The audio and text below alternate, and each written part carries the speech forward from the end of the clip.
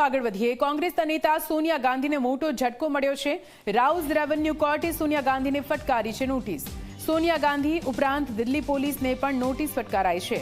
સોનિયા ગાંધી પર ખોટી રીતે મતદાતા બનવાનો આરોપ લગાવવામાં આવ્યો। 1983માં સોનિયા ગાંધીને નાગરિકતા મળી હતી। નાગરિકતા મળતા પહેલા વોટર લિસ્ટમાં નામ આવ્યાનો આરોપ છે। આ સમગ્ર મામલે કેસ દાખલ કરવા મેજિસ્ટ્રેટ કોર્ટમાં અરજી કરવામાં આવી હતી। અગાઉ મેજિસ્ટ્રેટ કોર્ટે અરજીને ફગાવી દીધી હતી। જો કે અરજીકર્તાએ સમગ્ર મામલે સેશન્સ કોર્ટમાં અરજી કરી। હવે 6 જાન્યુઆરીએ આ નોટિસ પર સુનાવણી હાથ ધરવામાં આવશે।